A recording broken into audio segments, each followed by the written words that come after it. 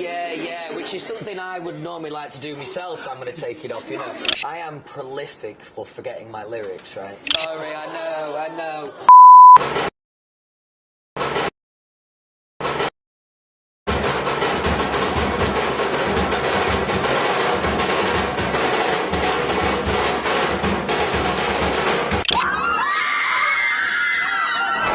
Louis, welcome to Radio 1. Thank you very much. That was quite the welcoming. Thank you, guys. You like the dole, don't you? You like the sound. Yeah, that was fun.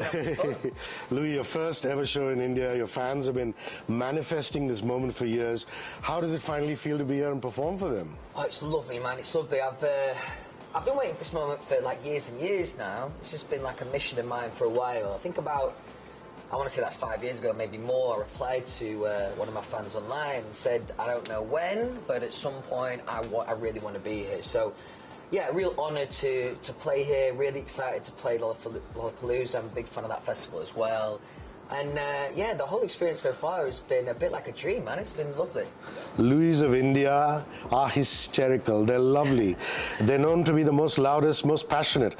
Have you seen any crazy fan edits, memorable interactions that have stuck on you? Well, it was. I didn't really know what to expect landing at the airport. It was great to kind of have that kind of support and presence at the airport when I touched down and landed just yesterday. But in general, I mean, going right back to my time in the band, I've definitely felt a very, very strong presence from India, specifically online.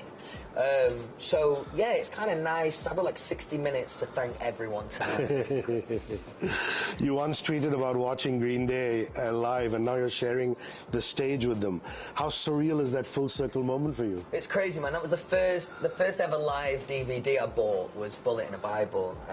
And I can remember watching it religiously as a kid. And also, like, the band I used to be in when I was, like, 14 would occasionally, like, cover Green Day. So, yeah, to be playing on the same bill as them and doing that in India is, yeah, it's an amazing moment. Louis, touring can be exhausting, but also incredibly rewarding. What's one pre-show ritual, a habit that keeps you absolutely ready for stage? We normally get into a little huddle before, maybe have a little shot before, gets me in the mood. Is there a particular song in the set list that you're most excited to perform here in that 1 hour? I mean, in terms of the songs that I always love performing, it's up-tempo stuff like Out of My System or Silver Tongues, but there's something really special about Saturdays, which is a slower one. Every single time I sing that, I really, really love that, so I'm excited to do that tonight. Louis, it's obvious that you're from the UK, you would have tried Indian food, but is there something you're curious to try, Indian food in India? I don't think I've had anything that spicy yet, so I think on the way out, I'm going to try and challenge myself and see how I do with that. You grew up in Doncaster, which is a small, sweet town. Would you still say you're most comfortable in an environment like that, as opposed to big cities like New York and London and Mumbai? That's an interesting question. I think I've spent such a long time now also living in London. I suppose I am kind of used to it, but going back home always feels really lovely. I'd say a combination of the two, really. You know, when you get into the fan pit, it gets intense and passionate. I love that, yeah. There are fans already lining up now as we speak. Nice. Louis of India there. What are you expecting in India? There have been some crazy fan moments in South America, I know. Yes. I feel like it might be akin to that kind of experience. I don't really know what to expect in terms of from the crowds, but I've got this feeling it's going to be wild in the best kind of way. And that moment that you talked about when I get down at the end of the set, that is always my favourite moment of the show. So yeah, I'm really excited to kind of feel that tonight and to feel the energy at that moment. Did they take your shirt off in South America? They did, yeah, which is something I would normally like to do myself. I'm going to take it off, you know. But yeah, sometimes people get a little bit overexcited. What can you do? You must be so proud of giving new bands and singer-songwriters an opportunity with your festival. Is that why you created it in the first place? Yeah, absolutely. Yeah, I appreciate you mentioning that. Yeah, that's been a dream of mine for a long time. I'm a big fan of festivals, you know, in terms of going myself as a fan. But also to be able to create those opportunities for, yeah, like you say, for bands on the up and artists on their way up. I think that's really important, man. And I'd really like to be a part of that. And there's definitely, you know, when I stand and watch the other bands in the day, I have an immense sense of pride that I've put on that show, and also hopefully, you know, help them a little bit too. You know, the Louis of India, all your fans, we love your fashion sense both off as well as on stage.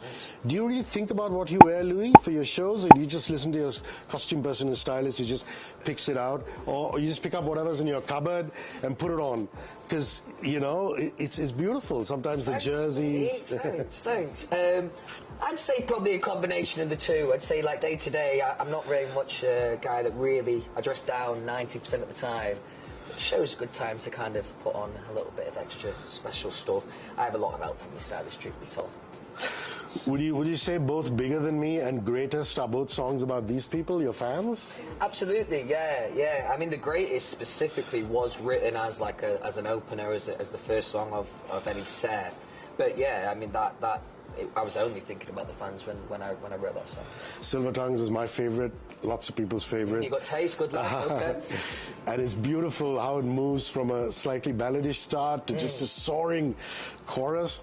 But the video is beautiful. You guys went on a bender while you were riding? Did that really happen? Yeah. It's great, that, man. Those kind of videos really suit me. It's just like a night out, really. It's good. I believe you grew up with a lot of guitar music, lots of alternative rock.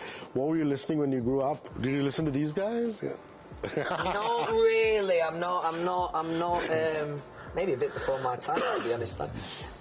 But what I would say is Arctic Monkeys. They grew up like they're like the biggest city closest to us, Sheffield. So that's literally down the road. So they really took over Doncaster, really. And there used to be like this indie bar that I used to go to when I was younger, and they used to play all of those kind of indie bangers. So yeah, it was a big part of my growing up, really.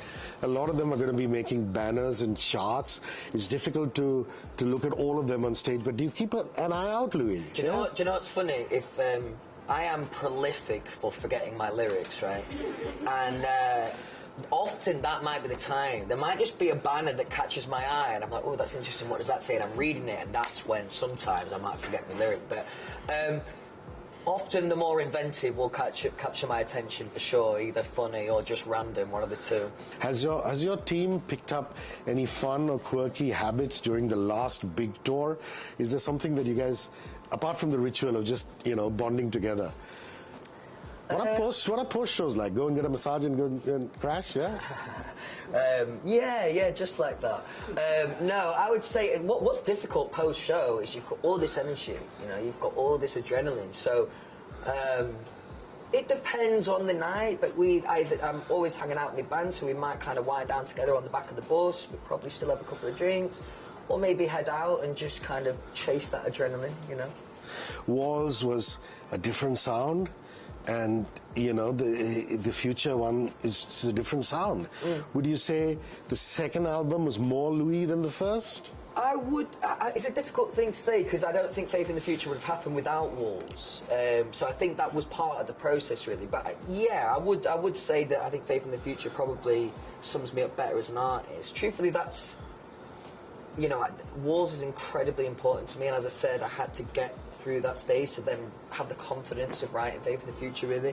But that really feels like my first record, if I'm being honest. Not that I don't love the songs on Walls, but when I listen back to Faith in the Future and reflection, that was it. We did everything we set out to, so I feel really, really accomplished by that. Have you seen Alola anywhere in the world as a viewing fan? I went to Chicago about 10 years ago or something like that, and that was amazing. Really, really, the sun was shining, great day.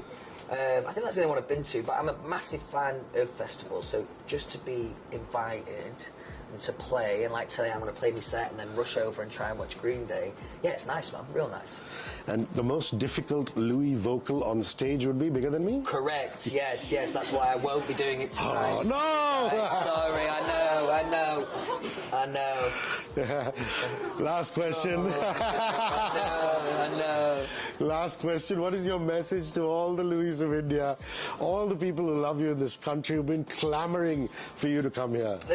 Honestly, there's not enough words. It's a difficult thing to truly articulate. But I just a massive thank you. The reason that I'm here today, you know, is testament to how amazing my fans are and how much passion they've shown over the years. So just, yeah, massive thank you. And anyone who's coming today, hopefully I can repay you in the gig. But if not, like, I want to come back. So if we keep making this much noise, I'm coming back. I'm coming back. Okay, interview over. Ladies and gentlemen, Louis Tomlinson.